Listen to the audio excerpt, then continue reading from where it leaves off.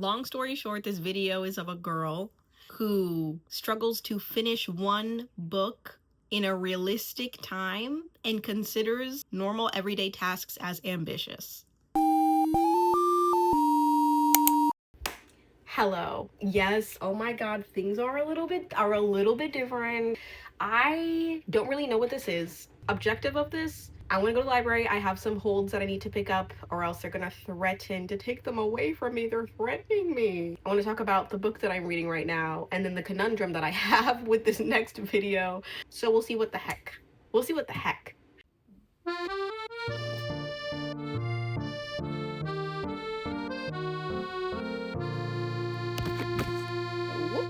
Oh. On to the library to get 2 books I'll tell you about either on the way or there. Okay, I have a bit of a conundrum. And by a conundrum, I mean like this is very much a non-issue, but because it's applying a little bit of pressure on my plans, it's a conundrum for me. Basically, I am not a fast reader. I would consider myself like medium. I used to call myself a slow reader, and then my husband read aloud with me one time and I was like, I'm not that. Sorry. I need some time to finish a book.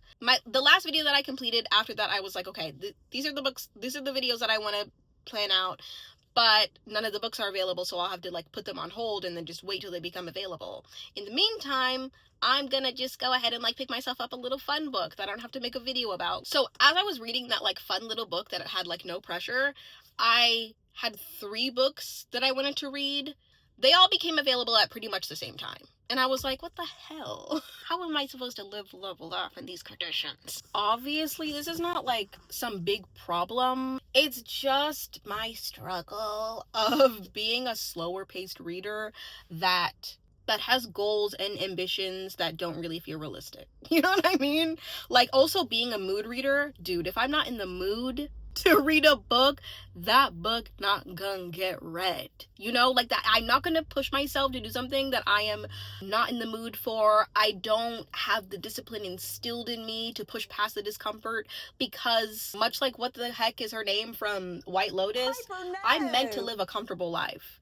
And that life requires like as a minimal discipline as possible, for real. So this is not a real issue. I need to just go to the library and recognize it's a blessing that everything that I want has actually come into my hands, and I'm just gonna take my time with it because that's like fine. I'm actually just now realizing my bag is not big enough for 2 books. That's really fun. Oh God almighty, my lace just snagged on something. I should sue the library. I should sue them. Okay. I love coming here. Coming here feels like a gift. There it is. PSE for Seneca. Thank you. Yes. The 10-year affair. Period. And then my book club pick. Ugh.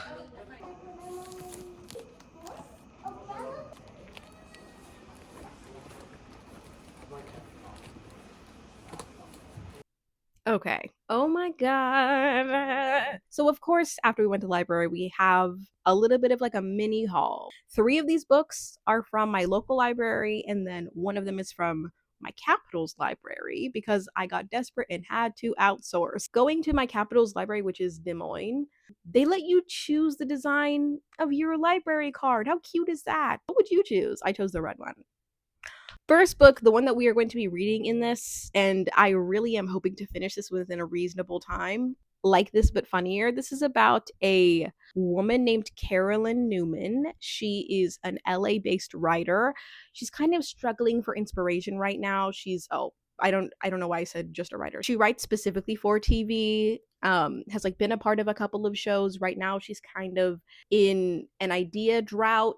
The like agents and managers and whoever the heck else gets you gigs are like pressuring her until her husband kind of gets involved. Her husband is a therapist. She comes across his notes in his office about one of his clients that he talks about a lot. So she's heard a lot about this client. She sees that the notes say the client is a special needs teacher who kind of fantasizes about killing one of the students' parents and like burying them in a garden.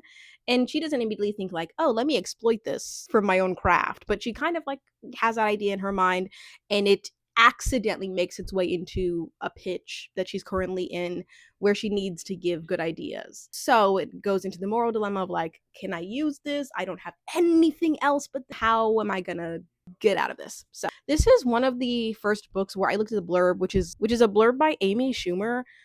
It was one of the first blurbs where I was like, oh, interesting. Like, she's famous, she's prominent, but she's not like the selling point. You know what I like? Sometimes you look at blurbs and you're like, oh my God, endorsed by Oprah, please. But like, Amy Schumer, I don't even hate Amy Schumer, okay? But that she just isn't somebody that I'm like, sold, you know? And I doubt that a lot of people find that. This my second book that I'm reading for my book club called Leave Your Mess. It is about a complex family dynamic dealing with themes of estrangement. The first blurb basically talks about how Solange, which is crazy, can we just say Solange, an eldest daughter estranged from the family, secretly back home in Chicago for the first time in a decade, essentially deals with the reckoning of being in the city with her family for a reunion when she has been estranged. And I guess the story is going to show us why they're estranged. I love reading about estrangement. I love reading about complex family dynamics. I love reading about mess. So this one's for me. The 10-Year Affair. This is just about two parents that are in a parenting club and they get into an affair. I can't wait to eat it up. That's all I have to say about this. I love reading about marriage. Like I said, I love reading about complex family dynamics. If I could get a 2-in-1, please. Last one, Lost Lambs. This is a very high praised book right now. I'm currently doing a video on it called Overhyped or Underhyped, just to see if this is one of those. We'll see, because I hear a lot of good things about it. Jack Edwards said this was his first 5-star of the year. I have been interested by this because it is also a complex family dynamic type thing with like family drama, but it also seems to have like thriller inspirations as well, like solving a mystery. I don't know. Like I said, I want to read this in a reasonable time. I really want to focus the rest of the day as much as I can on finishing this. It's not going to be finished by today. If I'm serious about it, I will wake up early tomorrow to get it done, to make progress on it or get it done. If I mean business, I will be up by at least 5:30, but I am expected to fail because it's so hard for me to wake up early in the morning. Oh my God. Okay, so the selling point for me of this book is the comedy. I find it incredibly funny because she is a very relatable person who is dealing with having a lot of ambitions but being very insecure when you haven't reached the goals that you've set for yourself. As a writer, it's a lot of rejection. And so I think that if you are somebody that has ambitions but is insecure about your place in life, you might gravitate towards this. She also is incredibly funny. She like wrote out down a list of possible reasons why she's a professional failure. She cites not being talented enough, not potentially being physically attractive, not having confidence, but then also she doesn't know where she wants to go in life. She doesn't know if she wants to pursue motherhood or not, because moms who do pursue motherhood have loss of identity, and that's not appealing, of course, if you're a woman. There's a lot of things about this book that I really, really enjoy. Good morning. Oh my God. Somebody had enough self-respect to actually say what she was going to do. So it is 5:45-ish. I'm at a really good point in the book where, as you know, I love books that are smart women making silly decisions, and this girl is making some silly decisions that's either going to end up in like a rupture in her marriage, or potentially she might incur some like legal problems. As I woke up, my cat woke up with me. Dude, we bought our cat an automatic feeder months ago, because I could not keep waking up early in the morning to feed her. My God, she was harassing me in the morning, and she's still harassing me now because she doesn't realize that the automatic feeder goes off at 6 a.m. and has been for months without any of us doing anything. Oh my God. I love you. And so every time I wake up in the morning, she's like, feed me, please feed me now, please feed me. And I'm like, girl, please let me live. It's too much. And my husband's noise canceling headphones for some reason don't connect to my phone. One like does in fact equal one prayer. We're gonna have a good time regardless. Like, I'm happy to be up. I'm happy to have this time. I'm gonna make myself some tea. té. Shout out Spanish. I'm actually learning Spanish with my husband every Friday. A cup of un té.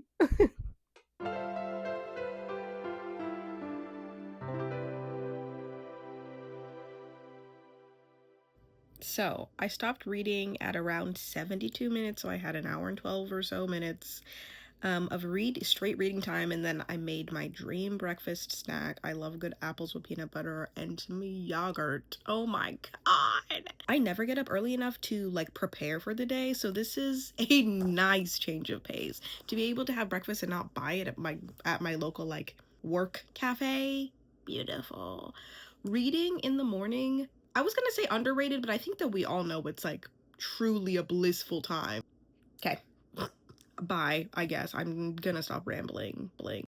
Who else's cats like love their books and their paper? Why do they do this? Okay, like this but funnier. I just finished this last night. It was a pretty easy, semi-quick read. Like semi-quick for me. This has social commentary, more so as it relates to like debating whether or not you want to be a mom. Oh my god, I really identified with this character's struggle to figure out if she wanted to be a mom, because oh my god, there's so many factors that play into that. Anyway, the social commentary of that, and then also the comedy. I love books with humor, and this was actually incredibly funny. The way that it ended was so funny too. Like, she has so many relatable feelings about not wanting to be a mom. Like, one of the chapters, she talks about how in the first years of a child's life, like, it seems like moms just go into this like thing called like the mom hole, where basically you kind of like lose a majority of your identity when you become a caregiver, giving up like a lot of your life just to support somebody else's, and just about how that's like really not appealing to her. And I feel the same way. Like, becoming a mom, there are so many idealized things about it that I look forward to, but the mom hole, lord, like that, it's like terrifying. So the fact that she was able to describe it in like a very interesting and funny way was really like relieving. To know that other people do feel that way, even though this is fictional, that was so real. And then also the thing with being a mom is she like went through the process of freezing her eggs, and she was like, I don't even know why I'm doing this. This is a lot of money. I don't even know if I want to, but it's like, oh, well, maybe. But it's like, why would I want to even maybe be somebody that like potentially gives up my identity to like live this dream that I don't really have right now? You know, the classic, I should try, I should try. Anyway, this did kind of suffer of the like, you can tell this book, because she's a writer, a lot of this was probably stuff that people in her industry would really enjoy like dissecting, like fellow writers, fellow like Hollywood people, the way that like La La Land like really enjoyed that, speaking about like the insight or the rejection and the whatever of Hollywood. This, I think, also has that same commentary to where regular people can observe it and still enjoy it, but it won't hit as heavily. Overall enjoyable, except for at the very end I did try to like skim just a little bit, because I was like, I don't really like, I mostly care about your husband finding out about the fact that you've been lying to him for like a year and you used one of his clients to like sell a story of yours. I don't really care about the ins and outs of turning a script into, or turning an outline into a script, and about how your reps are all like kooky, weird, and like the processes of how they do things, Overall, a good book, but I found myself skimming a little bit at the end. I recommend, if you're looking for kind of a good time, kind of a funny little haha, like take me on an adventure in 286 pages. All right, next book that I'm going to be reading for my next video is Lost Lambs, if it's going to be overhyped or underrated. Let me know if you've read either of these books, and yeah, comment anything that stood out about this video. It helps the algorithm so much, and oh my god, I bow down to the algorithm. Thank you. Wherever you are, whoever you are, whatever you're doing, whatever time of day it is, I hope you have an amazing morning, afternoon, or night.